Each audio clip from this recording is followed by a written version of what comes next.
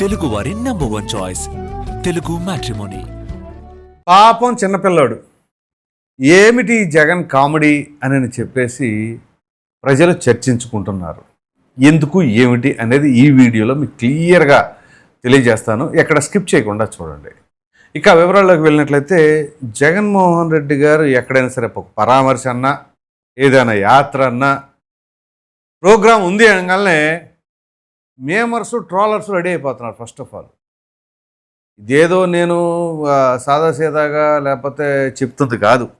మీరు గమనించండి, ఆయన కనుక ప్రెస్ మీట్ పెట్టినా లేకపోతే ఇంకెక్కడికైనా యాత్రలు చేసినా ఆ రెండవ రోజు నుంచో లేకపోతే అదే రోజు సాయంత్రం నుంచో మీమ్స్ ట్రోల్స్ విపరీతంగా వస్తాయి. సరే ఎవరెవరు రావు అందరికీ వస్తాయని చెప్పేసి అంటే అనుకోవచ్చు. కానీ జగన్మోహన్ రెడ్డి గారు అంటే ఓ పార్టీ అధినేత, ఓ రాష్ట్ర మాజీ ముఖ్యమంత్రి. మరి అటువంటి ఆయన మాట్లాడేటప్పుడు చాలా జాగ్రత్తగా మాట్లాడాలి. ఖచ్చితంగా ఆయన అవమానిస్తే మన రాష్ట్రాన్ని కూడా అవమానించినట్టే. ఎందుకంటే మన రాష్ట్ర ప్రజలందరూ కూడా ఒకసారి ఆయన ముఖ్యమంత్రిగా ఎన్నుకున్నారు.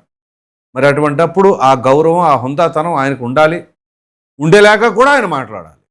అయితే తాజాగా ఏదైతే మాజీ మంత్రి సీదిరి అప్పలరాజు తనయుడు ఉన్నాడు కదా, ఆయన ఒక ఘనకార్యం చేశాడు. సరే యాక్సిడెంటే, ఇది ఎలా ఉంటుందంటే నేలను పోయేది కూడా నెత్తికి రాసుకుంటారంటారు చూసారా. సీదిరి అప్పలరాజు చేసింది అదే. ఒక యాక్సిడెంట్ కేసును కూడా క్రైమ్ లాగా మార్చుకున్నారు, స్వయం కృతాపరాధం. జగన్మోహన్ రెడ్డి గారి వ్యాఖ్యలు ఏంటి అనేది తర్వాత మనం చర్చించుకుందాం. అసలు సీదిరి అప్పలరాజు చేసింది ఏంటంటే యాక్సిడెంట్ని యాక్సిడెంట్ లాగానే చూపించుంటే ఏ గోల ఉండేది కాదు. దాన్ని ఏదో రూపుమాపాలి, కొడుకుని కాపాడుకోవాలి అని చేసిన కుట్రలు అనుకోవాలా లేకపోతే వ్యూహాలు అనుకోవాలో ఏమో తెలియదు. కానీ అది ఎలాగందా దాన్ని కాస్త నేరం కింద మార్చుకోగలిగారు వాళ్ళు. అది వాళ్ళ యొక్క ఘనకార్యాలు. సో ఈ సీదిరి అప్పలరాజు ఇప్పుడు నేల పోయేది నెత్తికి రాసుకునేటట్లుగా ఒక యాక్సిడెంట్ను కూడా నేరంలాగా మార్చుకోగలిగిన ఘనత. ఇది ఎలా ఉంటే దానికి తగినట్టుగా జగన్మోహన్ రెడ్డి గారు నిన్న ఆ మత్స్యకార కుటుంబాలను పరామర్శించడానికి వెళ్ళారు. పనిలో పనిగా ఇక ఈ అంశాలు కూడా లేవనెత్తారు. సో ఈ నేపథ్యంలోనే అతను ఏం మాట్లాడారు అంటే జగన్మోహన్ రెడ్డి గారు ఏం మాట్లాడారు అనేది ఒకసారి వినిపిద్దాం. ఆ తర్వాత దీనికి సంబంధించిన పర్యవసానాలు, ఎందుకంటే ఆయన ఆ యాక్సిడెంట్ని ఉద్దేశించి ఏం మాట్లాడారు, దానికి జడా శ్రవణ్ కూడా వేరే ఛానల్లో మాట్లాడుతూ అసలు ఆ చట్టాలు ఎలా ఉంటాయి అనేది కూడా వివరించారు. ఆ రెండు వినిపించి ఆ తర్వాత మనం విశ్లేషించుకుందాం. సీదిరి అప్పలరాజు కొడుకు 18 ఏళ్ల పిల్లడు. సీదిరి అప్పలరాజు డాక్టర్, పలాస ఎమ్మెల్యే, మంత్రి మన ప్రభుత్వంలో. బైక్ తోలుతా ఉండి ఎవరో కుదిరి బైక్ తోలుతా ఉండి ఒక మనిషి చనిపోయాడు. యాక్సిడెంట్ అవుతా ఉంటాయి. బట్ ఆ పిల్లోడు 18 ఏళ్ల పిల్లోడు బైక్ తోలుతా ఉండి ఆ పిల్లోడు ఏం తెలుస్తుంది చేసింది నేను కరెక్ట్? ఆ పిల్లోడికి ఏం తెలుస్తుంది, ఇది అండర్లైన్ చేసుకోండి. ఏం తెలుస్తుందని బైక్ ఇస్తున్నారు, ఏం తెలియదనే కదా. పాపం చిన్నపిల్లాడు అంటే చిన్నపిల్లాడే ప్రాబ్లం అక్కడ. ఈ టీడీపీ వాళ్ళకు కూడా కొంచెం గట్టిగా ఆ విషయాన్ని అడగడం తెలియలేదేమో. కానీ యాక్చువల్గా పాపం చిన్నపిల్లాడు ఏం తెలుస్తుంది అంటారేంటి? పాపం చిన్నపిల్లాడు కాబట్టి బండి ఇవ్వకూడదు. పాపం చిన్నపిల్లాడికి ఏం తెలుసు అని బండి ఇచ్చేస్తారు లేదా కారు ఇచ్చేస్తారు. మొన్న చూశారు కదా, ఒక ఎస్ఐ 6 ఏళ్ల మనవరాలను పెట్టుకుని డ్రైవింగ్ నేర్పిస్తున్న ఆటోమేటిక్ కార్ అది అని చెప్పేసి హైదరాబాద్లో ఇమీడియట్గా సస్పెండ్ చేశారు. ఇతనంటే ఒక పార్టీ అధ్యక్షుడు, మాజీ ముఖ్యమంత్రి కాబట్టి ఈయన పైన ఎవరు యాక్షన్లు తీసుకోలేరని చెప్పేసి అలా మాట్లాడుతున్నారు. దీనికి అసలు దీని పర్యవసానాలు ఏంటి? పాపం చిన్నపిల్లోడు ఎవరిని పడితే వాళ్ళని గుద్దేస్తాడంటే బండి ఎవడిమన్నాడు? First point. మీకు యాక్చువల్గా ఏం చేస్తారు పోలీసులు ఒకవేళ మైనర్ కనుక వెహికల్ డ్రైవ్ చేస్తే అనే అంశాలు కూడా ఈ వీడియోలో తెలియజేస్తారు.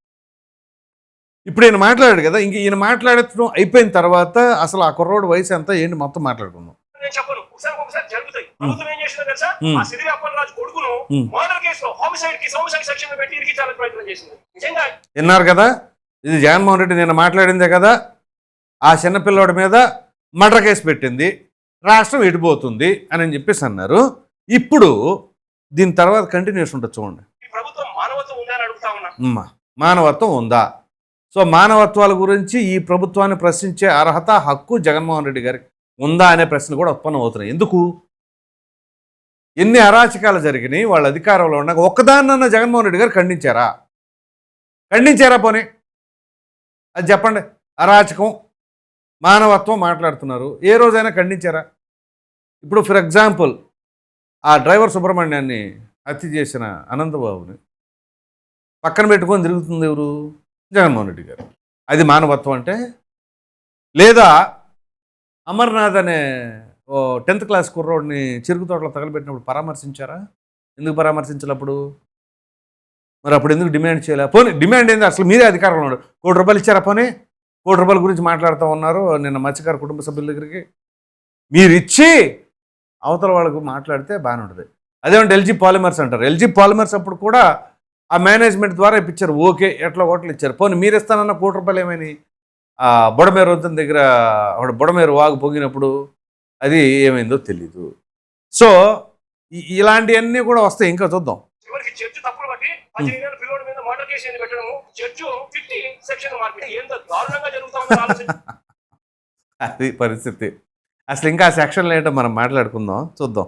ఆంధ్రప్రదేశ్ రాష్ట్రంలో ఒక వ్యక్తి యాక్సిడెంట్ చేస్తే అండి 304A అంటే అర్థం ఏంటి అంటే rational negligent driving causing death of a particular person. దీనికి 2 years పనిష్మెంట్ ఉంటుంది. ఓకే, అంటే నేను ఐపీసీ సెక్షన్ చెప్తున్నా. రైట్. అయితే పోలీసులు మీకు 10 మందిని చంపిన యాక్సిడెంట్ లో అదే శిక్ష, 50 మందిని చంపిన అదే శిక్ష.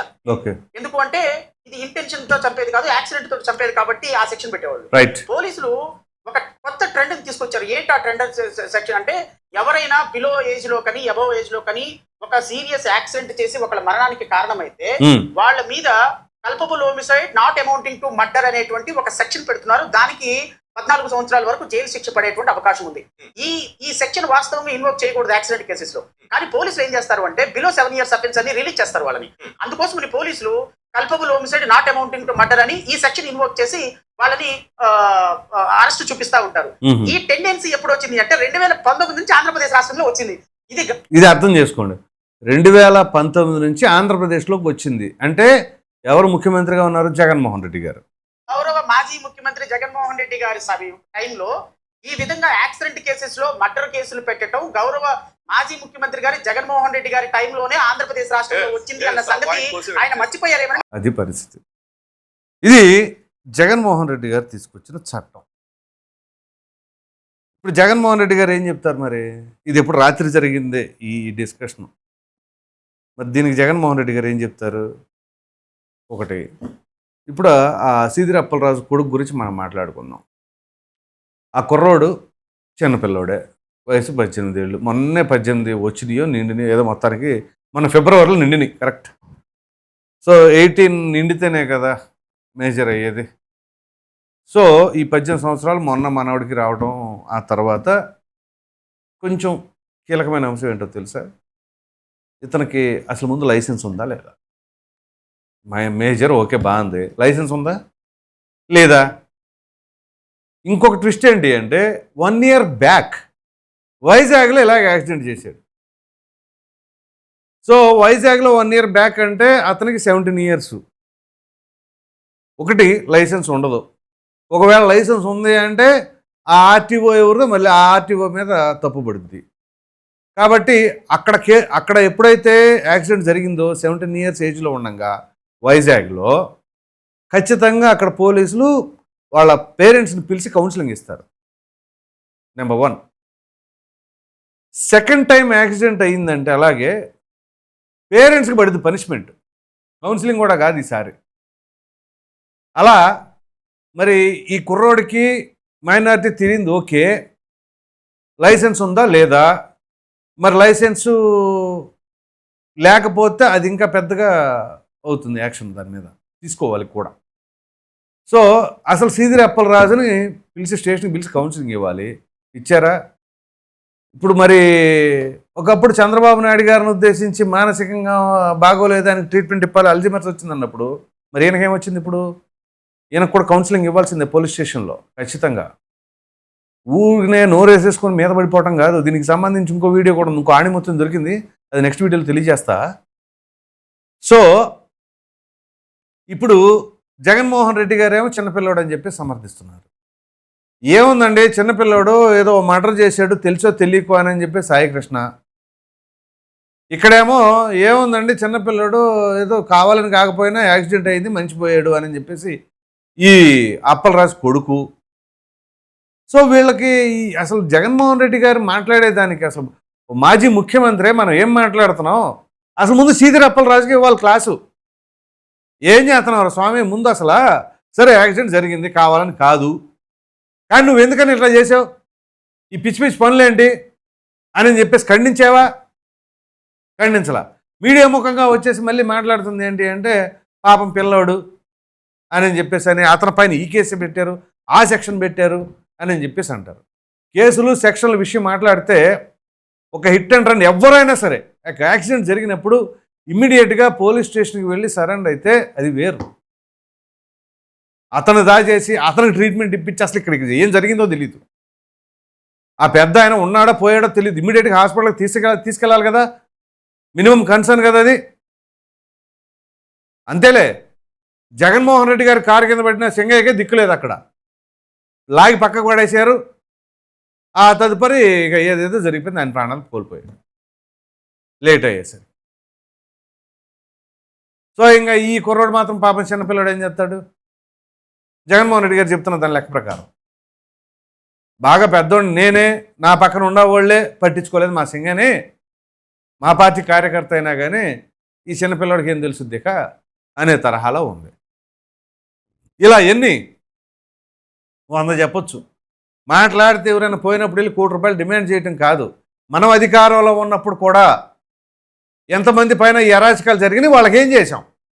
ఇప్పుడు ఆ తోట చంద్రయ్య అనే ఆయన్ని అమానుషంగా అత్యంత కిరాతకంగా మీకు జై కొట్టమన్న స్లోగన్ కొట్టలేదని పీక కోసి చంపేస్తే దాన్ని సమర్థించుకున్నారు. మీరు ఎటువంటి యాక్షన్ తీసుకున్నారు వాళ్ళపైన?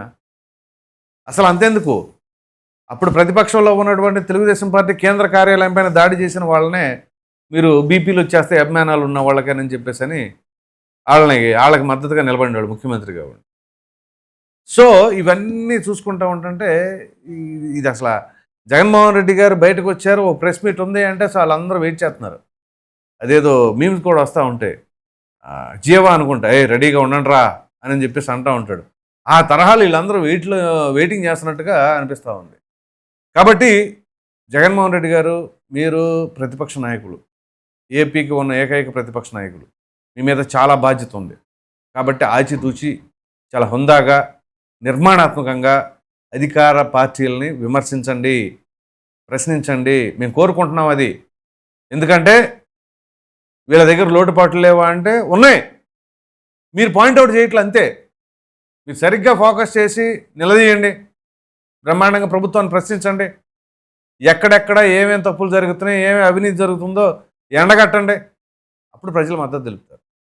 అలా కాని క్రమంలో వాటినన్నిటినీ వదిలేసి ఇక్కడ చిన్నపిల్లడు ఆడు ఏదో తెలియక మర్డర్ చేసి ఈడు తెలియక గుద్దేశాడు అని చెప్పేసి అంటే మాత్రం ఇదిగో మిగిలేదు ఇక ట్రోల్స్ మీమ్స్ తప్పితే ఏమి ఉండవు అని చెప్పేసి అయితే మాత్రం చాలామంది అభిప్రాయపడుతున్నారు. మరి మీరేమనుకుంటున్నారు అనే అభిప్రాయం కామెంట్లో తప్పకుండా తెలియజేయండి. Thank you.